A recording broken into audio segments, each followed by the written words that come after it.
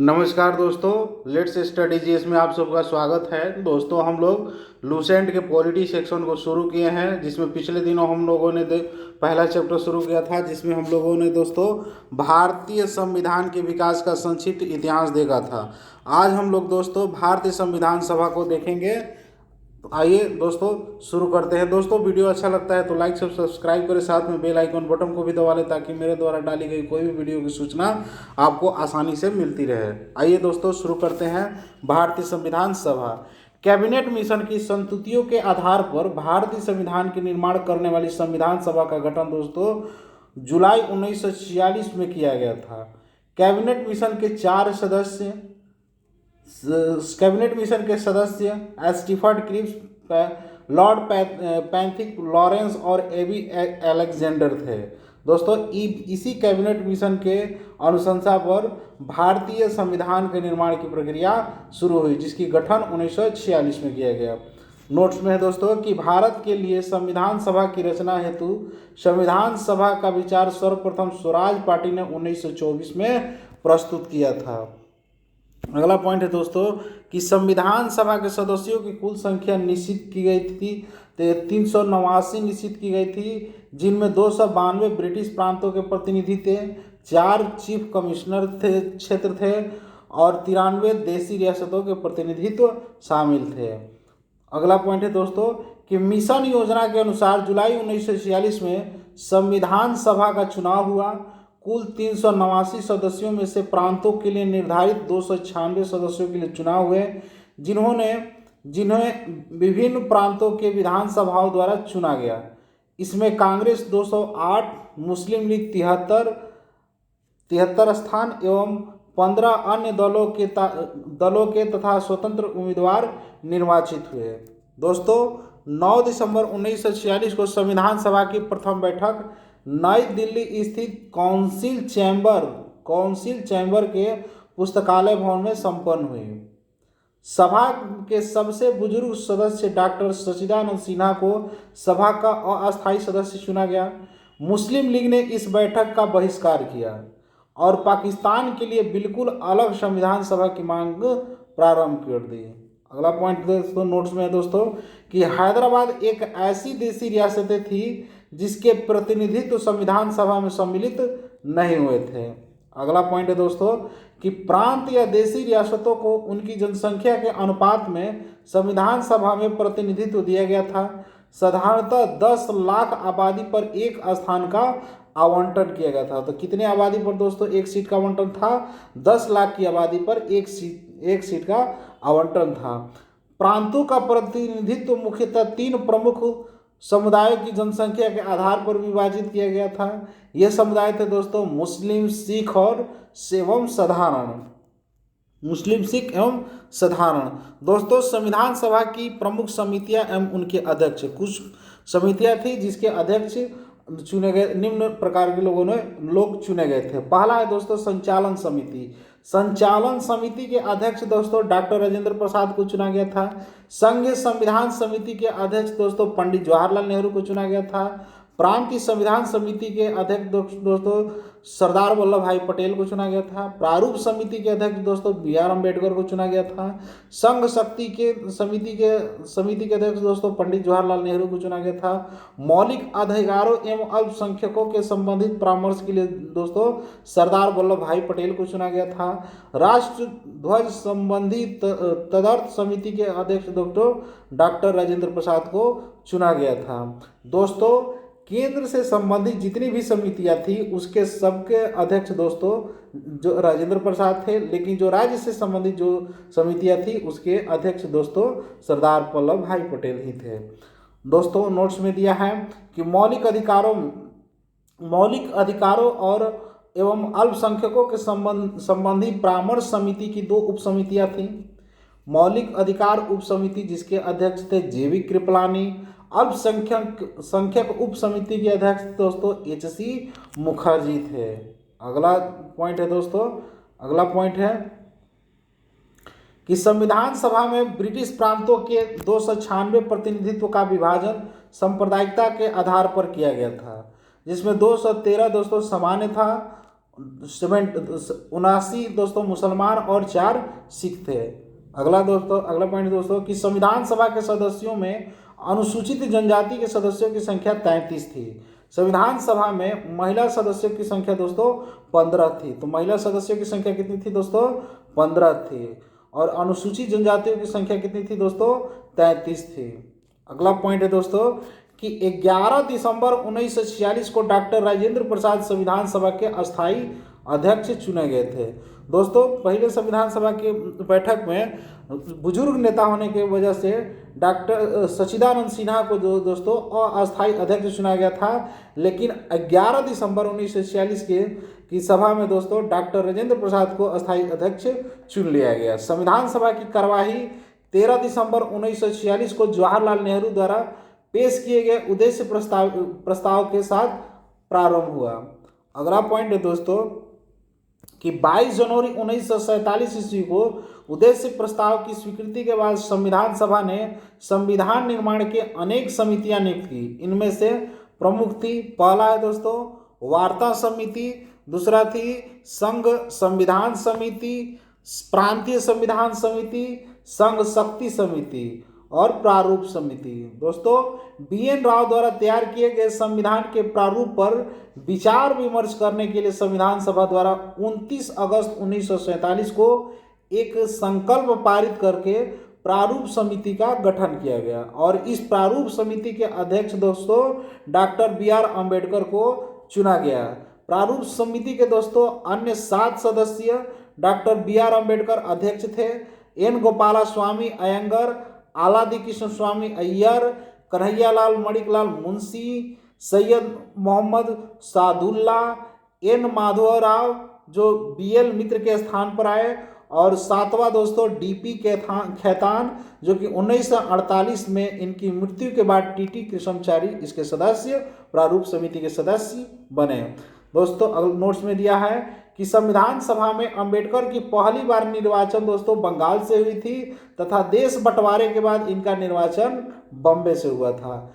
3 जून 1947 को योजना के अनुसार देश का बंटवारा हो जाने पर भारतीय संविधान की कुल सदस्यों की संख्या दोस्तों 324 नियत की गई थी, जिनमें 235 स्थानीय प्रांतों के लिए और 89 दोस्तों देशी राज्यों के लिए दिए गए थे। अब है दोस्तों कि कैबिनेट मिशन के प्रस्ताव पर गठित 1945 में कैबिनेट मिशन के प्रस्ताव पर गठित अंतरिम मंत्रिमंडल जो कि 2 सितंबर 1946 थे, उसमें जो मंत्री चुने गए थे और जो उनके विभाग क्या क्या दिए गए थे उसको देख लेते हैं दोस्तों। तो पहला है दोस्तों जवाहरलाल नेहरू। जवाहरलाल नेहरू को दोस्तों कार्य परिषद की उपाध्यक्ष, विदेशी मामलों का मामले और तथा राष्ट्रमंडल जो है जवाहरलाल नेहरू को दिया गया था। वल्लभ भाई पटेल को दोस्तों गृह सूचना तथा प्रसारण दिया गया था। बलदेव सिंह को रक्षा मंत्रालय मिला था। जॉन मैथाई को उद्योग तथा आपूर्ति मंत्रालय मिला था। C गोपालाचारी को दोस्तों शिक्षा मिला था। CH भाभा को दोस्तों कार्य खनन और बंदरगाह मिला था। राजेंद्र प्रसाद को खाद्य एवं कृषि विभाग मिला था। आसफ अली को दोस्तों रेलवे मिला था और जगजीवन राम को दोस्तों श्रम मिला था। मंत्रिमंडल में शामिल मुस्लिम लीग के सदस्य दोस्तों 26 अक्टूबर 1946 को उन्हें भी शामिल कर लिया गया। दोस्तों उन्हें भी शामिल कर लिया गया।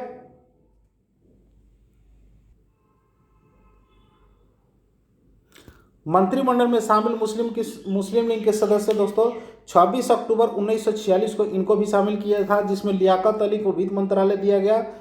आई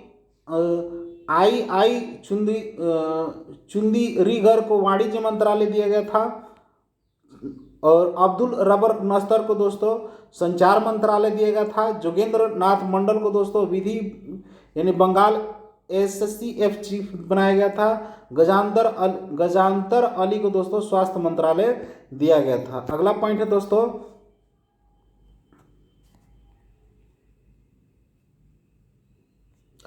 दोस्तों देख लेते हैं दोस्तों। इसमें थोड़ा सा देख लेते हैं कि जो संविधान सभा में दोस्तों 15 महिलाएं चुनकर आई थी, उनमें से कौन कौन थी।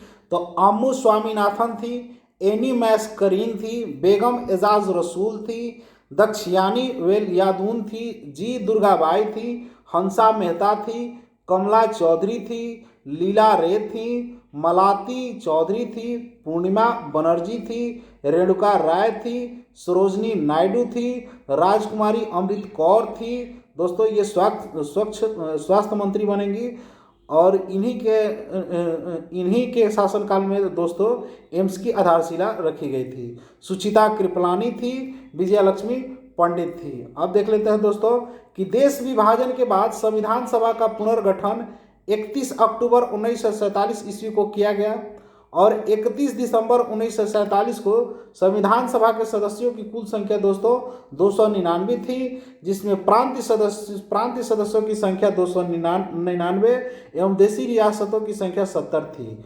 प्रारूप समिति ने संविधान के प्रारूप पर विचार विमर्श करने के बाद 21 फरवरी 1948 को संविधान सभा को अपनी रिपोर्ट पेश की। अगला पॉइंट है दोस्तों कि संविधान सभा में प्रथम वाचन 4 नवंबर से 19 नवंबर 1948 तक चला। संविधान पर दूसरा वाचन दोस्तों 15 नवंबर 1948 ईस्वी को प्रारंभ हुआ और 17 अक्टूबर 1949 तक चला। संविधान सभा में संविधान का तीसरा वाचन दोस्तों 14 नवंबर 1949 को प्रारंभ हुआ और 26 नवंबर 1949 तक चला और संविधान सभा द्वारा संविधान को पारित कर दिया गया। दोस्तों 26 नवंबर 1949 तक चला और संविधान सभा द्वारा संविधान को पारित कर दिया गया और इस समय संविधान सभा में दोस्तों 248 सदस्य थे। कितने सदस्य थे? 248 सदस्य थे। दोस्तों स्वतंत्र भारत का पहला मंत्रिमंडल 1947 में गठन किया गया, जिसमें हम लोग देख लेते हैं मंत्री और उनका विभाग। पहला है दोस्तों पहला मंत्री हैं दोस्तों पंडित जवाहरलाल नेहरू। इनको दोस्तों प्रधानमंत्री, राष्ट्रमंडल, विदेशी मामले, वैज्ञानिक एवं शोध विभाग दिया गया था। दूसरे हैं सरदार वल्लभ भाई पटेल। इनको गृह, सूचना व प्रसारण, राज्यों के मामले का मंत्रालय दिया गया था। डॉक्टर राजेंद्र प्रसाद को खाद्य एवं कृषि मंत्रालय दिया गया था। अब्दुल कलाम आजाद को शिक्षा मंत्रालय दिया गया था। जॉन मैथाई को रेलवे एवं परिवहन दिया गया था। दोस्तों ये बार बार रेलवे में प्रश्न पूछे जाने के स्वतंत्र भारत के पहले रेल मंत्री कौन थे? तो डॉक्टर जॉन मैथाई थे। Doctor B.R. अम्बेडकर विधि मंत्री थे, ये भी बार बार पूछा गया दोस्तों। जगजीवन राम श्रम मंत्रालय थे। सरदार बलदेव सिंह रक्षा मंत्रालय थे। राजकुमारी अमृत कौर, दोस्तों राजकुमारी अमृत कौर ये जो है स्वतंत्र भारत की पहली स्वास्थ्य मंत्री थी और इन्हीं के निर्देशन में दोस्तों एम्स की आधारशिला रखी गई थी। C.H. भाभा दोस्तों वाणिज्य मंत्रालय दिया गया था। रफीक अहमद किदवई को संचार मंत्रालय दिया गया था। 12 नंबर R.K. षणमुगम सेट्टी को वित्त मंत्रालय दिया गया था। डॉक्टर श्याम प्रसाद मुखर्जी को उद्योग एवं आपूर्ति मंत्रालय दिया गया था। V.N. गाडगिल को दोस्तों कार्य खनन एवं ऊर्जा मंत्रालय दिया गया था। दोस्तों संविधान निर्माण की प्रक्रिया में कुल 2 वर्ष 11 महीने और 18 दिन लगा था। कितने दिन लगा था दोस्तों? तो 2 वर्ष 11 महीना और 18 दिन लगा था। संविधान के प्रारूप पर दोस्तों 114 दिन की बहस हुई थी और संविधान निर्माण में कुल दोस्तों 63,96,729 व्यय हुए थे। दोस्तों संविधान को जब 26 नवंबर 1949 को संविधान सभा द्वारा पारित किया गया तब इसमें कुल 22 भाग, 395 अनुच्छेद और 8 अनुसूचियां थी। लेकिन वर्तमान समय में दोस्तों संविधान में 22 भाग, 395 अनुच्छेद और 12 अनुसूचियां हो चुकी है। लेकिन दोस्तों संविधान में संशोधन कर करके 400 से ज़्यादा भी हो चुके हैं। संविधान में कुल अनुच्छेदों में 15 अर्थात 5, 6, 7, 8, 9, 60, 324, 366, 367, 389, 380, 388, 391, 392 और 393 अनुच्छेद को दोस्तों 26 नवंबर 1949 को ही प्रवर्तित कर दिया गया था और जबकि शेष अनुच्छेद को दोस्तों 26 जनवरी 1950 को कर दिया गया। दोस्तों ये तिथि इसलिए तय की गई थी क्योंकि लाहौर अधिवेशन में पंडित जवाहरलाल नेहरू ने 26 जनवरी को स्वतंत्रता दिवस के रूप में मनाया था। उसी दिन को याद करने के लिए दोस्तों शेष संविधान की जो है अनुच्छेद को 26 जनवरी 1950 को लागू किया गया था। संविधान सभा की अंतिम बैठक दोस्तों 24 जनवरी 1950 को हुआ था और उसी दिन संविधान सभा द्वारा डॉक्टर राजेंद्र प्रसाद को भारत का प्रथम राष्ट्रपति चुना गया। संविधान सभा 26 जनवरी 1950 से 1951-52 हुए आम चुनावों के बाद बनने वाली नई संसद के निर्माण तक भारत की अंतरिम संसद के रूप में काम किया था। दोस्तों, संविधान सभा द्वारा किए गए कुछ अन्य कार्य कौन कौन से हैं, तो इसने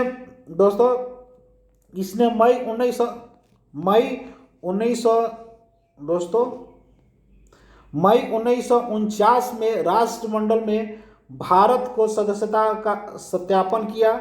इसने संविधान सभा ने 22 जुलाई 1947 को राष्ट्रध्वज अपनाया, 24 जनवरी 1950 को राष्ट्रगान अपनाया, 26 जनवरी 1950 को राष्ट्रगीत को अपनाया। दोस्तों, नोट्स में देख लेते हैं कि 26 जुलाई 1947 को गवर्नर जनरल ने पाकिस्तान के लिए अलग पृथक संविधान सभा की स्थापना की घोषणा की।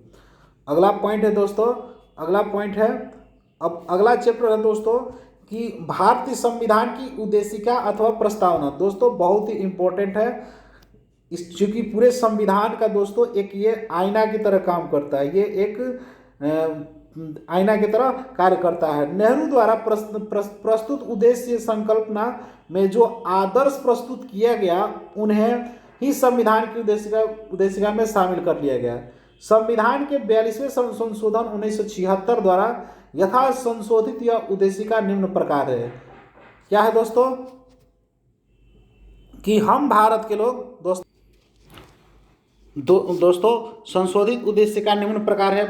हम भारत के लोग भारत को एक संपूर्ण प्रभुत्व संपन्न समाजवादी पंथ निरपेक्ष लोकतंत्रात्मक गणराज्य बनाने के लिए तथा उसके समस्त नागरिकों को सामाजिक, आर्थिक और राजनीतिक न्याय, विचार, अभिव्यक्ति, विश्वास, धर्म और उपासना की स्वतंत्रता, प्रतिष्ठा और अवसर की समता प्राप्त करने के लिए उन सब में व्यक्ति की गरिमा और राष्ट्र की एकता और अखंडता सुनिश्चित करने वाली बंधुता बढ़ाने के लिए दृढ़ संकल्प होकर अपनी इस संविधान सभा में आज तारीख 26 नवंबर 1949 ईस्वी मिति मार्गशीर्ष शुक्ल सप्तमी संवत 2006 विक्रमी को एतद द्वारा इस संविधान को अंगीकृत, अधिनियमित और आत्मसमर्पित करते हैं।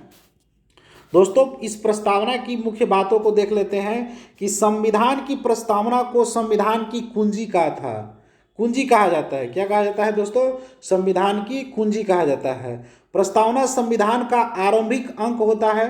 दोस्तों, प्रस्तावना जो है वो संविधान का आरंभिक अंक होते हुए भी कानूनी तौर पर उसका भाग नहीं माना जाता है। प्रस्तावना के अनुसार दोस्तों संविधान के अधीन समस्त शक्तियों का केंद्र बिंदु अथवा स्रोत भारत के लोग ही हैं। प्रस्तावना में लिखित शब्द यथा हम भारत के लोग इस संविधान को अंगीकृत, अधिनियमित और आत्मार्पित करते हैं, भारत लोगों को सर्वोच्च संप्रभुता का उद्घोष करते हैं। अगला पॉइंट है दोस्तों कि प्रस्तावना को न्यायालय में परिवर्तित नहीं किया जा सकता है। यह निर्णय दोस्तों यूनियन ऑफ इंडिया बनाम मदन गोपाल 1957 के निर्णय में घोषित किया गया था। यानी यदि सरकार या कोई नागरिक प्रस्तावना का अवहेलना करती है तो उसकी रक्षा के लिए हम अदालत की सहायता नहीं ले सकते हैं। अगला पॉइंट है दोस्तों कि भेरूवाड़ीवाद जो 1960 में होता है, उसमें सर्वोच्च न्यायालय ने निर्णय दिया कि जहां संविधान की भाषा संदिग्ध हो वहां प्रस्तावना जो है दोस्तों विधिक निर्वाचन में सहायता कर सकती है। भेरूवाड़ीवाद में ही सर्वोच्च न्यायालय ने प्रस्तावना को संविधान का अंग नहीं माना था, इसलिए विधायिका प्रस्तावना में संशोधन नहीं कर सकती है। परंतु सर्वोच्च न्यायालय में के केशवानंद भारती बनाम केरल राज्यवाद 1973 में कहा गया कि प्रस्तावना संविधान का अंग है, इसलिए विधायिका संसद उसमें संशोधन कर सकती है। दोस्तों, अगला पॉइंट है कि केशवानंद भारती में ही सर्वोच्च न्यायालय ने मूल ढांचा का सिद्धांत दिया था। यानी संविधान में संशोधन कर सकते हैं लेकिन बेसिक स्ट्रक्चर यानी मूल सिद्धांत का जो अवहेलना नहीं होना चाहिए, तथा प्रस्तावना का संविधान को मूल ढांचा माना था। प्रस्तावना को मूल ढांचा संविधान का मूल ढांचा माना गया था। किस केस में दोस्तों? तो केशवानंद भारतीवाद सर्वोच्च न्यायालय में। अगला पॉइंट है दोस्तों कि संसद संविधान के मूल ढांचा में नकारात्मक संशोधन नहीं कर सकती है। स्पष्टतः संसद वैसे संशोधन कर सकती है जिससे मूल ढांचा का विस्तार व मजबूतीकरण होता है। 42वें संविधान संशोधन अधिनियम 1976 के द्वारा इसमें समाजवादी, पंथ निरपेक्ष और राष्ट्र की अखंडता शब्द जोड़े गए। अगला पॉइंट है दोस्तों कि भारत के संविधान की प्रस्तावना में 3 प्रकार के न्याय की बात की गई है। सामाजिक, आर्थिक और राजनीतिक न्याय। दोस्तों 5 प्रकार की स्वतंत्रता की बात कही गई है। विचार, अभिव्यक्ति, विश्वास, धर्म एवं उपासना की स्वतंत्रता की बात कही गई है। और 2 प्रकार के समता की बात की गई है दोस्तों, प्रतिष्ठा और अवसर का उल्लेख किया गया है। भारत का संविधान विश्व का सबसे बड़ा लिखित एवं सर्वाधिक व्यापक संविधान है। यह अंशतः कठोर और अंशतः लचीला, ये दोस्तों लाइन पूछा जा चुका है कि जो हमारा संविधान है वह अंशतः कठोर और अंशतः लचीला है। लिखित संविधान की अवधारणा दोस्तों फ्रांस की देन है। किसकी देन है? फ्रांस की देन है। अगला पॉइंट देख लेते हैं दोस्तों कि भारतीय राजनीति व्यवस्था में संविधान सर्वोच्च है। भारत का संविधान अपना प्राधिकार भारत की जनता से प्राप्त करता है। भारत का अधिनियम 1935, भारत सरकार अधिनियम 1935 यह संवैधानिक दस्तावेज है जिसका भारतीय संविधान तैयार करने में गहरा प्रभाव पड़ा है। अगला पॉइंट है दोस्तों कि भारत के संविधान में संघीय शासन शब्द का प्रयोग कहीं भी नहीं किया गया है। संविधान में भारत को राज्यों का संघ घोषित किया गया है। दोस्तों आज हम लोग यहीं तक रहने देते हैं, मिलते हैं अगले वीडियो में। तब तक के लिए दोस्तों जय हिंद।